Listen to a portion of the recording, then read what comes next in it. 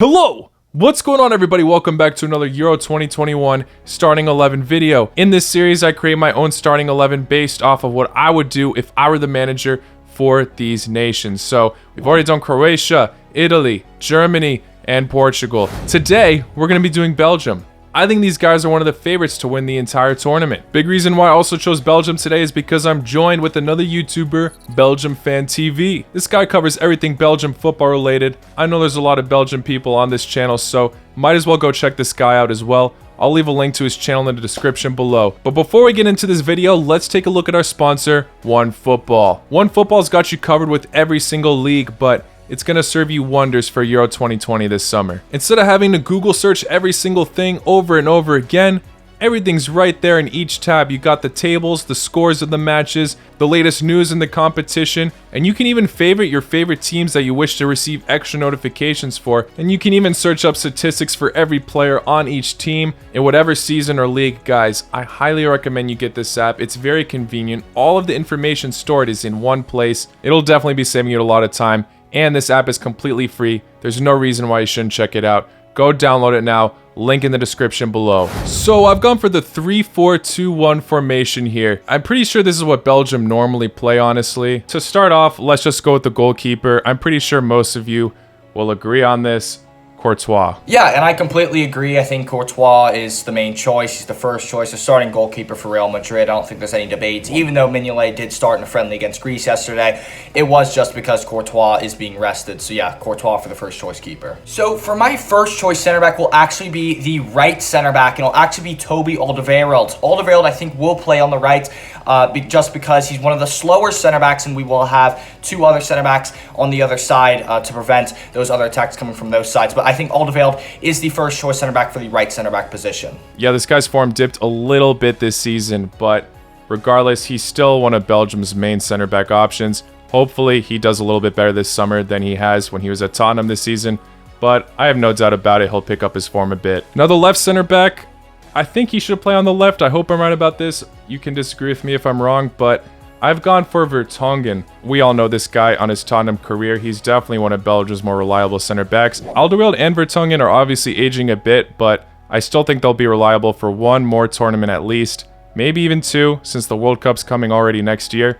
But yeah, I'm going to give it to both of these guys for sure. Yeah, so for the left center back, I'm also going to go with Jan Vertonghen. Him at Benfica this season, he has been pretty reliable, even though Benfica had struggled at times in their, especially in the Europa League when they did go out to Arsenal tragically. But Vertonghen is a very reliable center back. He is aging a bit, as HRV Isak just said, but he's a very reliable center back along with Alderweireld. They have great chemistry as they played together at Spurs, and I have no doubts they will be prepared for this tournament. And now, finally, for the middle center back, I'm actually going to go with Jason Denayer, the Lyon center back, who had a great season for Lyon this year. He's very fast. He actually, I think he will play in the middle under Roberto Martinez's managerial style because that's what he's been doing for Belgium for the past few years, and he's one of the fastest. He's probably the fastest center back we have. So I think his ability to cope with the pace of an attacking player, if they get past Vertonghen or Alderweireld, will be very reliable if he's in that middle part of the center back pairing. So center back trio, I should say. So Jason Denayer for the middle center back out of the three. Now for center mids, obviously the first one has got to be KDB. This guy has been brilliant.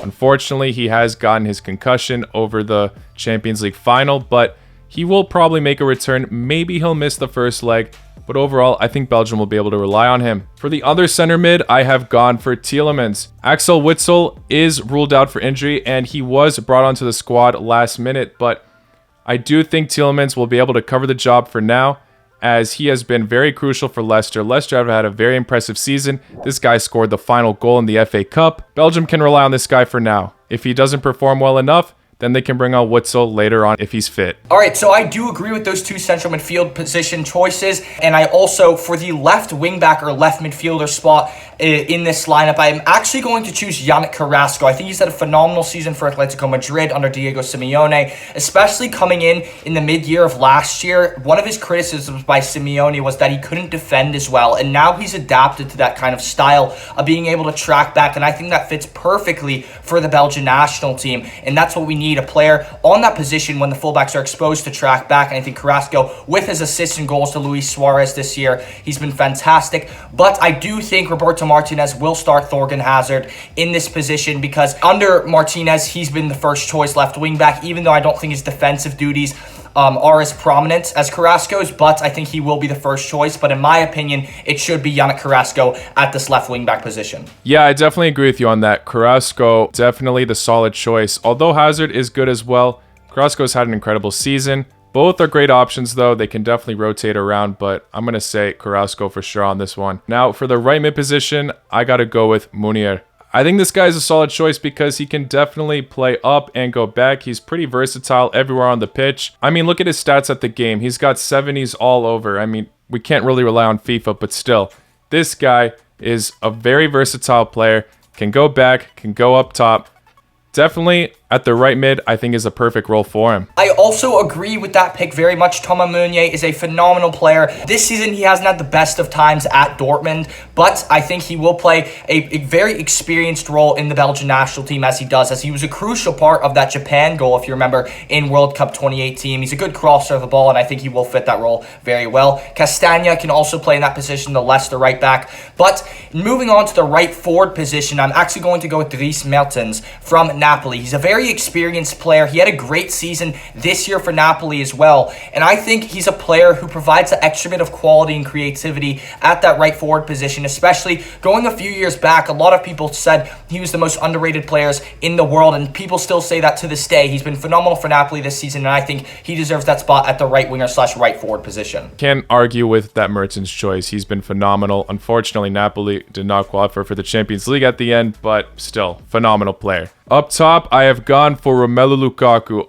No arguing on this. I think this is the most blatantly obvious choice along with KDB. Lukaku has had a terrific season, winning the league with Inter Milan. There's no arguing that this guy doesn't deserve to start. All right, yeah, so there's no arguing with that. I think Romelu Lukaku is the first choice. A fantastic season in the Serie A. Voted the Serie A's best player this year. He's just a brilliant all-around striker. He's developed so much since 2018 as more of now a target man and someone who can drop into the midfield as opposed to just a pure goal scorer. So phenomenal pick there from HRV Isak. And then now for the left forward position, it's none other than Eden Hazard, the man from Real Madrid. I think he's going to have a fantastic tournament, which a lot of people don't think he is. I think he will. I think when he plays for the Belgian national team, no matter where he's played in the past, he's always stepped up. If you look at in November, which was November of 2019 was the last time he played. If you look at the matches he played during that time, he was absolutely phenomenal. And this was when he was playing for Real Madrid. It just shows kind of the difference when he plays for Madrid versus